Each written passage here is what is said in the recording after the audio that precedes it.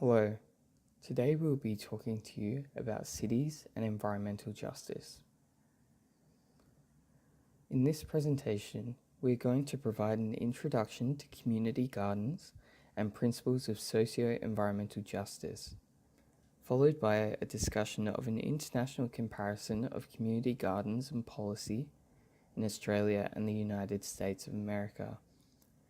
Then we will discuss challenges faced by community gardens and finally consider how policy can better facilitate community gardens to address injustices. We will then finish with an activity, applying the knowledge gained in the lecture to analysing a real-world approach to community gardens. So, what is a community garden? Community gardens are an organised initiative whereby sections of land are used to produce food or flowers in an urban environment for the personal or collective benefit of their members who, by virtue of their participation, share certain resources such as space, tools, and water. Community gardens help facilitate socialisation, transfer of horticultural skills and knowledge, revitalisation of underutilised spaces, and provide a safe space for residents to access the environment. Participants use horticultural actions to initiate the broader forms of social change through enabling their ability to shape their community and environment. There is a difference between parks, recreational areas, and community gardens. Community gardens are recognised as grassroots community development and place-based community development, offering a more alternative way of being in the city. The garden is a metaphor that represents the particular sets of relations between nature, society, and culture, and to express personal and political power. Disadvantaged neighbourhoods in particular experience difficulties in enacting their citizenship through political participation. As such, there is a growing interest in relationships between justice, place, and environment. Influence of neoliberalism, including principles of market triumphalism, entrepreneurialism, and privatisation, can be viewed as perpetuating urban injustices. Minority communities disproportionately burden neoliberal influences, compelling local communities to compensate for this. For example, collaborative governance is a key neoliberal strategy that discriminates against minority populations who lack the knowledge, agency, and resources to engage politically. Community gardens may function as urban commons through which minority residents collectively produce space to resist or provide alternatives to capitalist social relations. In addition, the gardens function as a space of citizenship practice in which participants transform space according to their own interests, claim rights to space, engage in leadership and decision-making activities, contest material deprivation, and articulate collective identities. As such, community gardens are a medium to enact a right to the city. As we discussed in previous lectures, a right to the city involves making and remaking the urban space through socio-ecological actions.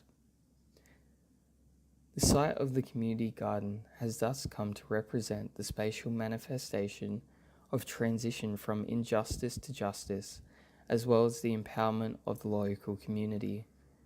It is a mechanism by which participants can wrestle back control of local space and provide more democratic community spaces by challenging dominant power relations.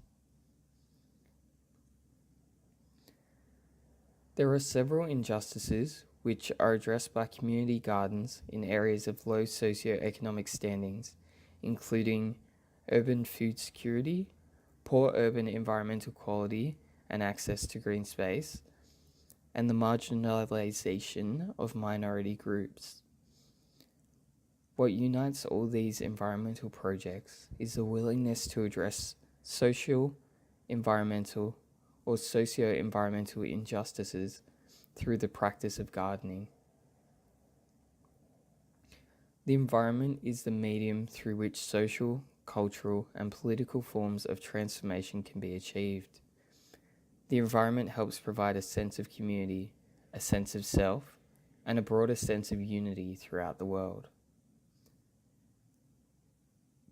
Environmental degradation is counteracted by community gardens, as it is a safe and maintained space which promotes growth. Urban food insecurity is tackled by providing plots for community members in these gardens to grow healthy fruits and vegetables, and to share with the less fortunate who do not have the ability to grow their own food. The purpose of a community garden is not only for community benefit, but it also aids in the promotion of open green spaces in areas which are blanketed by concrete structures. Having accessible green open spaces allows individuals to feel a connection to nature in the bustling cities of the world.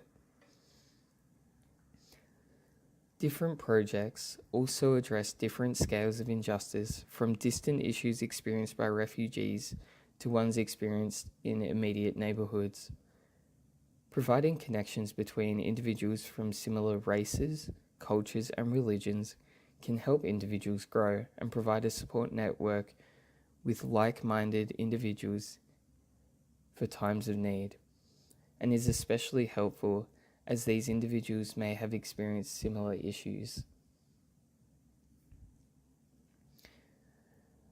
Community gardens also provide opportunities for marginalised communities to engage in decision-making practices and local politics. Community gardens development allows individuals to learn about the bureaucratic process and provide connections with government and non-government organisations alike that will help both with the community garden and external life progression.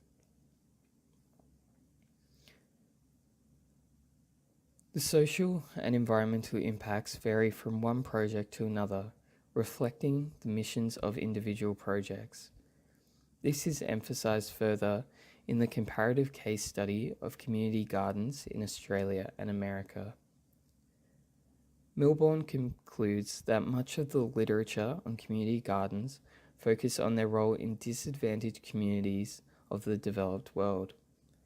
He also identifies that environmental actions are often constructed as the medium through which social, cultural, and political forms of transformation had been achieved.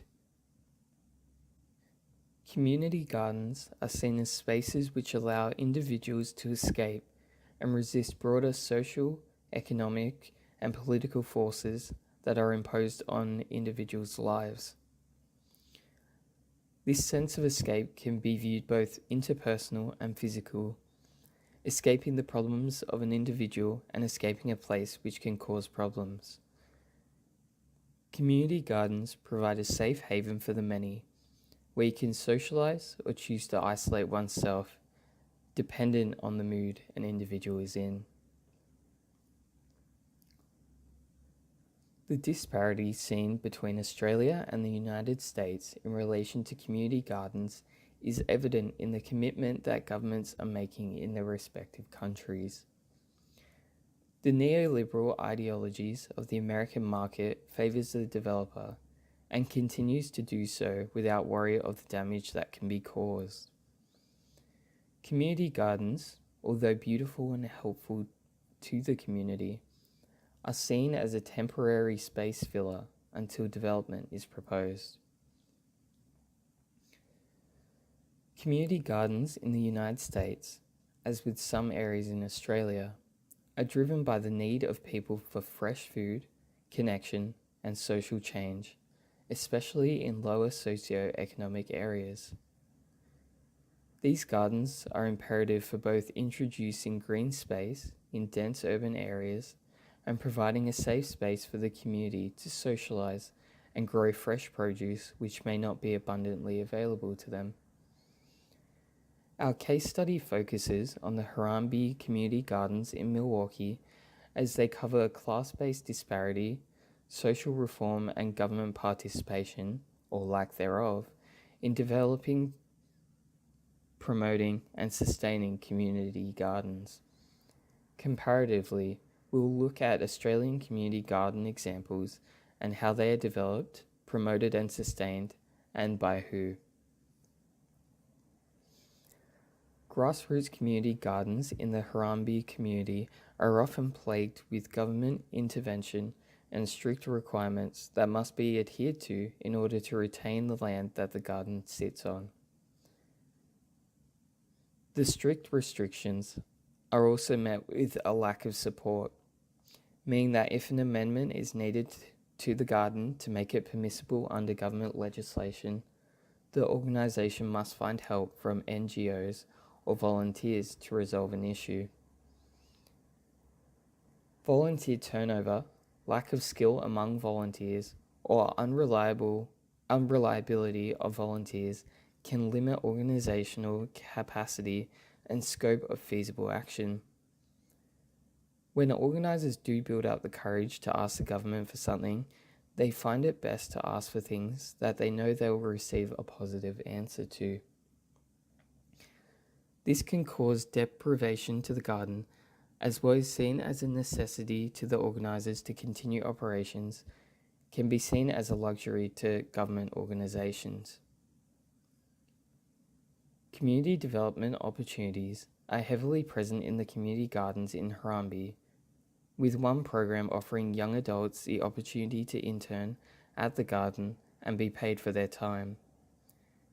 This gives them an opportunity to learn about the environment, assist a great community program, and be paid for the work they've done.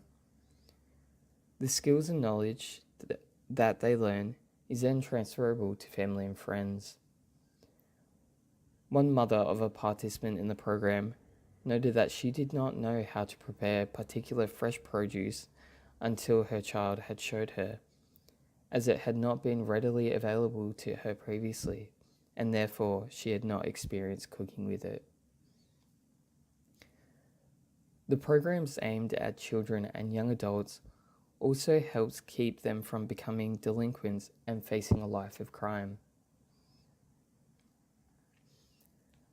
Australian community gardens, as a comparison, are similar in the way that they provide a sense of belonging to residents and guests, socialisation opportunities for volunteers, and environmental compensation for dense urban areas, but differ in the most important factor: government contribution. Local and state governments are very active in the community and provide support and resources to community gardens in their respective local government areas and states. Government organisations even offer grants to develop community gardens, as seen in Western Australia, which provides grants of up to $10,000 for community garden development. Community gardens also receive support from NGOs and community groups alike. Development on land is not heavily restricted as with Harambee, with development only restricted by local, state and federal legislation and planning tools such as LEPs, SEPPs and the Environmental Planning and Assessment Act. Bruce Miller Reserve Community Garden is a vegetable garden in the city of Parramatta that welcomes locals from all walks of life to connect via food at its source. The community garden development was sponsored by the City of Parramatta and officially opened in 2018 by the Council's Lord Mayor. The garden is supported by many community groups such as Para Parents, but still requires community support and donations. The site is great for individuals from all walks of life and even provides a small community garden library. The disparity between Australia and the US in regards to community gardens is large. As seen in the case of the Harambee community gardens, government support is sparse and their regulations restrictive, whereas Australia has the support of the government for both funding and promotion. Community gardens provide beautiful green spaces in dense urban areas, food production in low socio-economic areas, and socialization in areas of highly diverse communities. Their future is imperative for the environment as well as the community. As mentioned in our case study, community gardens both nationally and worldwide face a lack of resources in one way or another. This can be from either a lack of funding, volunteer skills, or a lack of equipment that is vital to plant growth. Government support is imperative for smooth development and growth. It is present in Australia, as seen with the grants offered by the Western Australian Government and many others, but lacking in the United States. Conflicts over land use and rights to space are common as urban redevelopment projects prioritise economic redevelopment over housing and community gardens.